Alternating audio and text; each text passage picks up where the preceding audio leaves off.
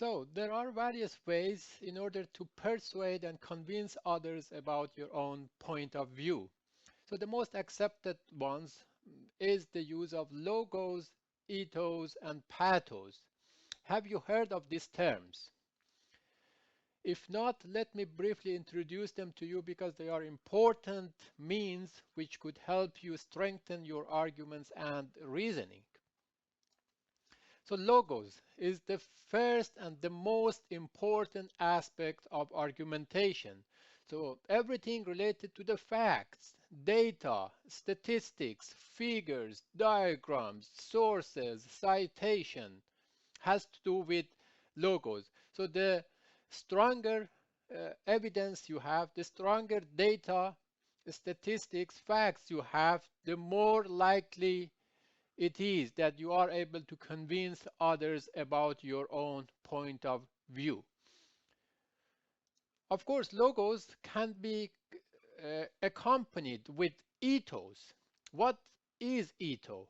Ethos has to do with credibility, reliability, and trustworthiness of the speaker or writer.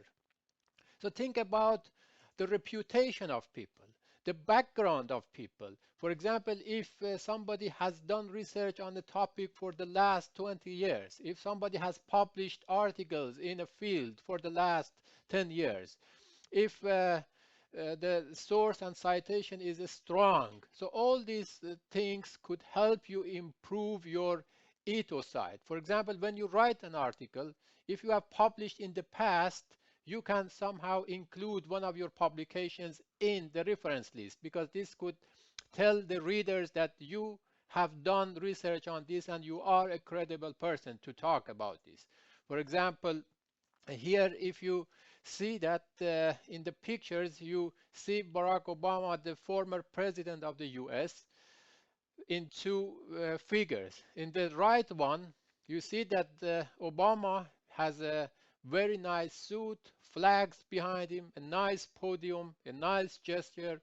So all these things could help him become more credible when he talks about, for example, the national health of the US people. Whereas in the left picture, if he comes like this, who is going to believe this person when he talks about the national health of United States people? So again, even the simple clothing could help people become more credible. If you go to the hospital and you see people with a white shirt, it's immediately making a connection with you that, okay, he is a doctor and I can trust this person.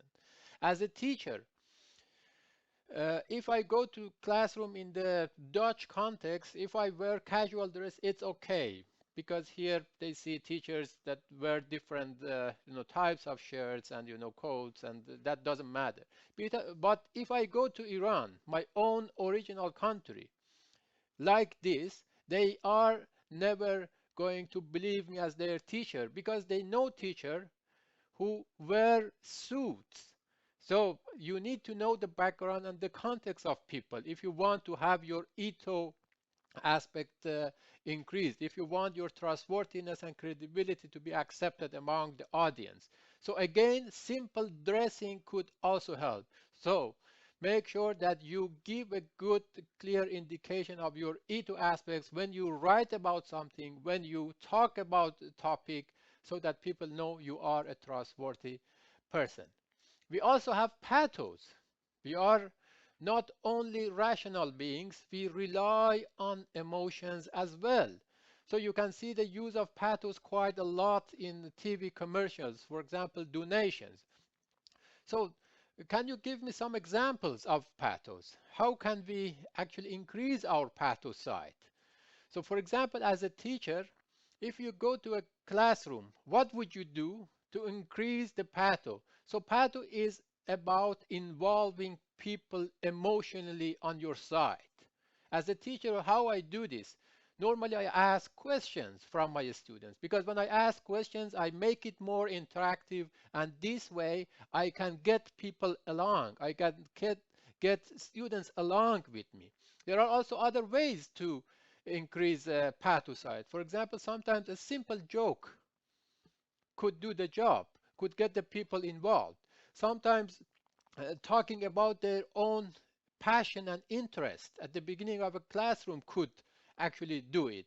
And sometimes even with the simple eye contact, you could make connection with people. I always tell my students, if you are a teacher and you have 20 students in your classroom for 2 hours, and if you are not able to make direct eye contact with each of them at least 2 times in a 2-hour class, then you are not a good teacher. So again, make sure that you make direct eye contact. There are also other ways that, for example, by question and answers and letting them express themselves, you could make this connection. So Patho is very important when you want to actually make a good impact on the audience and when you want to make them more believing about your own topic and your own point of view. So in summary, logos has to do with facts, number, figures, statistics, citations, etc. Ethos relates to the title, delivery, language, sincerity, clothing, dressing, etc. Pathos have to do with emotional language, expressions, the use of humor, narratives, etc., which could help you become more convincing and credible when you talk about something or when you write about something. There are also other ways. For example, nonverbal behavior when you are doing something orally. This is very helpful. Sometimes you use, for example, your hand gestures. Of course, it should not be distracting, but uh, just use it in a normal way and somehow use it to emphasize on your own talk. So eye contact, tone of voice, intonation. Sometimes you need to raise your voice. Sometimes you need to calm down. Sometimes you can use a simple pause before you go to the next topic so that it gives enough time for people to digest what you have been saying. So all this nonverbal behavior could also help when you want to actually give a speech or engage in a debate, etc.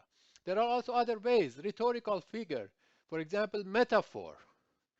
Sometimes if you are good in using metaphors, this could help people actually get involved more in your talk. Alliteration, which is repetition of some sounds, happy, healthy, hopeful, child. So when I say this in a rhythm, then it's more likely that people, at least make connections with you. Assonance, repetition of some vowel sounds. I must confess that in my quest I felt depressed and restless. So again, you see, these sounds might at least help audience to remember what you have been saying. We also have anaphora, which is a repetition of some words. It takes a family, it takes clergy, it takes business, it takes people, it takes all of us.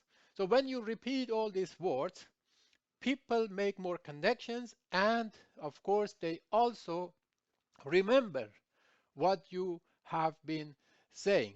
So these are important aspects that you could include in your speech or in the debate, which somehow could become very convincing. And of course, remember, next to rhetorical figures, nonverbal behavior, ethos, and pathos, logo is the first and the most important aspect. So if you don't have arguments, facts, data, statistics, etc., whatever you do, then it's not useful. So make sure that logo comes first and it's accompanied with all these other techniques to help you become more convincing. And now, as an exercise, I'd like you to watch these two video clips, which is about the inaugural address of the two previous US presidents, Obama and Bush. And these are strong sources of the use of logos, ethos, pathos, nonverbal behavior, and rhetorical figures. What I want you to do is to analyze these two speeches, at least for the first 10 minutes of each speech, and then write down all the things that you see related to the logos, pathos, ethos, nonverbal behavior, rhetorical figures, and Tell me which one was convincing, why and why not. Please write down all the observations that you have related to these two speeches and think about it for yourself and how you could use some of these techniques in your own speech and in your own debate.